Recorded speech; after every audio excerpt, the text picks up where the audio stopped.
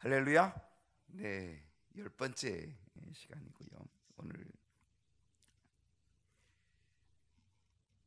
2, 4분기가 시작이 되는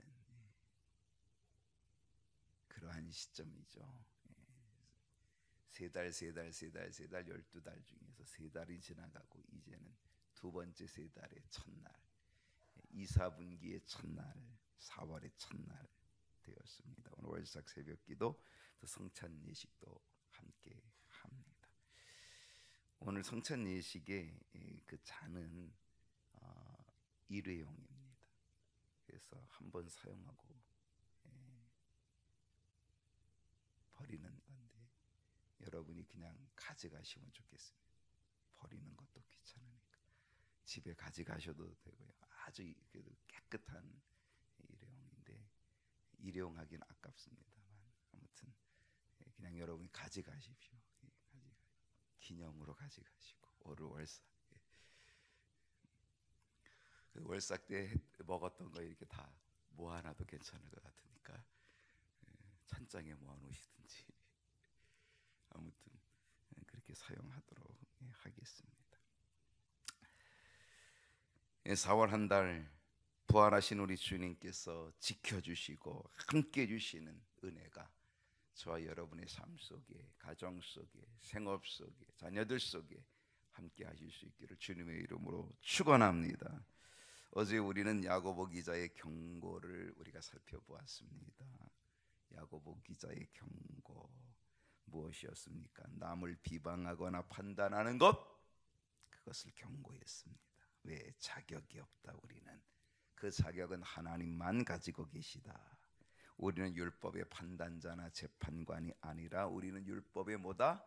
준행자다. 우리는 율법을 지켜야 될 자지, 그 율법을 가지고 판단하는 재판관이 되어서는 안 된다. 무엇을 경고했습니까? 하나님 없이 사는 허탄한 생각을 경고했습니다. 우리 인생은 안개와 같은 존재임을 가르쳐 주었습니다. 우리는 그렇게 연약한 존재, 그래서 하나님 없이 살려고 하는 이 생각은 허탄한 생각이다 경고합니다. 그리고 그렇기 때문에 주님의 뜻을 준행하는 자가 되어야 된다라고 하는 사실을 깨달았습니다. 오늘 야고보의 경고 제2탄 오늘 함께 봅니다. 어제와 함께 오늘도 2탄이죠. 야고보의 경고. 야고보 기자가 주는 경고 뭘까요? 오늘 야고보서 5장 1절로 6절에 한마디로 말하면 부자에게 주는 경고. 오늘 거기 제목이 뭐라고 써 있어요? 부한 자에게 주는 경고. 이렇게 여러분 성경책은 써 있습니다. 그렇습니다. 부자에게 주는 경고. 자, 야고보서 5장 1절 봅니다. 1절 들으라 부한 자들아, 부한 자들아 들으라. 너희에게 이 말 고생으로 말미암아 울고 통곡하라. 훗날 하나님의 심판이 있게 되는 것을 깨닫고 지금 울고 통곡하라 라고 얘기하고 있어요. 야고보 기자를 통한 지혜, 울고 통곡함이라고 하는 사실입니다. 지금 울고 통곡하면 부자에게 주는 이 경고를 이겨낼 수 있게 된다는 거죠. 그렇지 않으면 이 경고가 엄청난 심판이 될 거라고 하는 사실입니다. 울고 통곡해야 된다는 거죠. 여러분, 야고보 기자가 왜 부자에게 경고를 주고 있을까? 그렇다고 한다면 부자의 잘못은 그 당시 무엇이었을까? 그 부자의 잘못이 그 당시뿐 아니라 지금도 여전히 같은 맥락일 수 있다는 사실. 무엇을 경고합니까? 부자에게 경고하는 이유가 뭡니까? 자, 2절 봅니다. 2절 말씀. 너희 재물은 썩었고 너희 옷은 좀 먹었으며. 이거 재물이 썩었으면 큰일이죠. 옷이 좀 먹었으면 큰일이죠. 아이고, 부자가 재물이 썩었고 옷이 좀 먹었으면 도와줘야 되나? 여러분, 이 말이 뭘까요? 이것이 의미하는 게 뭘까요? 그것은 재물이 썩을 정도로 쌓아둔 거죠. 고인물은 어떻습니까? 썩습니다. 흘러나가야 되죠. 근데 고이면 썩는 겁니다. 재물이 썩을 정도로 쌓아둔 거죠. 옷에 좀 먹어가는 그런 것도 모르고 잔뜩 쌓아두게 되었다, 그런 얘기죠.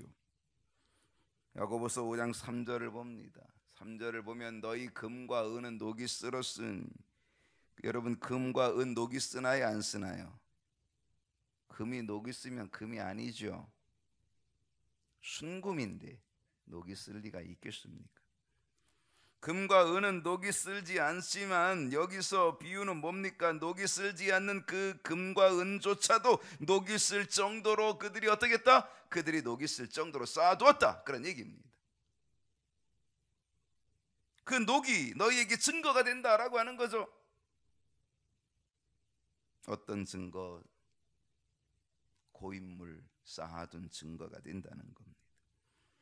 너희가 말세에 재물을 쌓았도다.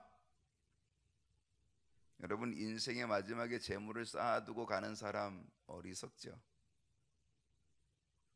예수님의 비유 기억하십니까? 어리석은 부자가 창고를 새로 졌습니다. 엄청나게 크게 창고를 졌습니다. 거기다 가득 채워놨습니다. 그리고 배를 두둥깁니다. 야, 내 영혼아, 이제 아주 평생 먹을 거 쌓아놨다. 그러니 마음껏 먹고 즐기자 그랬는데, 그 밤에 주님께서 야, 오늘 밤에 내가 내 영혼을 거두어 갈 건데 그러면 내가 쌓아놓은 모든 것들 다 누구의 것이 되겠느냐? 너희가 말세에 재물을 쌓았도다. 우리의 인생의 마지막에 재물을 쌓아두고 있는 것, 그것은 어리석음이 되고 말 것이라고 하는 이야기입니다. 야고보서 5장 4절을 보십시다. 4절을 봅니다. 어떤 잘못이냐? 보라, 너희 밭에 추수할 품꾼에게 주지 아니한 삭시 소리 지르며 잔뜩 쌓아놓고는, 그리고 뭐 했어요? 그리고는 일꾼들에게, 품꾼들에게 삭스를 주지 아니했다는 거죠. 그래서 삭스를 주지 아니하니까 이 품꾼들이 소리를 질러요. 추수한 자의 우는 소리가 만군의 주의 귀에 들렸다, 그렇게 얘기합니다. 여러분, 추수하는 건 어떻습니까? 추수하는 거는요, 기쁨이죠. 추수는 행복입니다. 기쁨입니다. 물론 추수하는 거는 땀도 흘리지요. 그러나 거기에는 보람이 있습니다. 추수의 기쁨 대단히 큽니다. 힘들어도 그 기쁨 때문에 견뎌나갑니다. 기쁨이 넘치죠. 그런데 그 추수하는 자가 우는 소리 지르는 울음이 하나님께 들린다. 왜? 그 삭슬 안 주어서 그렇습니다. 추수했다면 얼마나 많이 거두었어요. 추수하면 많이 거둔 거죠. 그렇다면 줘야 되는데, 그런데 안 주는 거죠. 그래서 우는 소리 지르는 울음이 하나님께 들렸다라고 얘기합니다. 쌓아놓고 녹이 슬고 좀이 먹을 지경이 될지라도 그것을 품꾼에게 주지 않는 횡포, 부자의 횡포, 오직 자기밖에 모르는 이기주의. 야고보 기자는 이것을 경고하고 있습니다. 어떤 잘못일까요? 5절을 봅니다. 너희가 땅에서 사치하고 방종하여 살육의 날에 너희 마음을 살찌게 하였도다. 땅에서 사치하고 방종하는 사, 사치, 방종.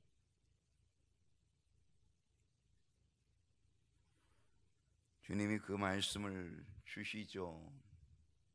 너희 자신에게 부요하고 하나님께 인색한 자 경고해 주시죠. 오늘 나 자신을 위해서는 사치, 하나님께 대해서는 인색함. 오늘 우리 자신을 돌아볼 필요 있지 않겠습니까? 하나님께는 어떤 마음을 가지고 계십니까?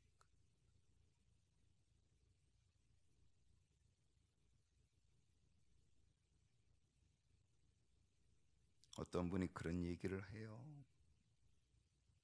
우리가 커피 한 잔 먹는 거는 하나도 아까워하지 않으면서 하나님께 드리는 주일 헌금은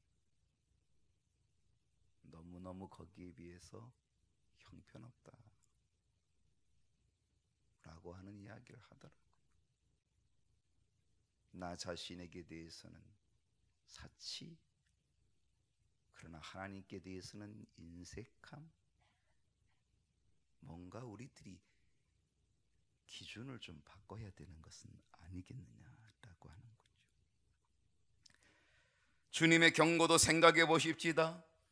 주님은 이렇게 경고했습니다. 부자는 천국에 들어가기가 낙타가 바늘귀로 들어가는 것보다 더 어렵다라고 얘기합니다. 부자가 천국 가기가 정말 어렵다. 여러분 부자라고 생각하십니까? 그럼에도 불구하고 믿음이 있다면 정말 감사해야 될 것입니다. 부자라고 생각하십니까? 그렇다면 이제 우리가 어떻게 살아야 할지를 오늘 이 야고보 기자를 통하여서 이 사순절 깊이 묵상하며 감사하며 하나님의 뜻을 구하는 은혜가 있기를 주님의 이름으로 축복합니다.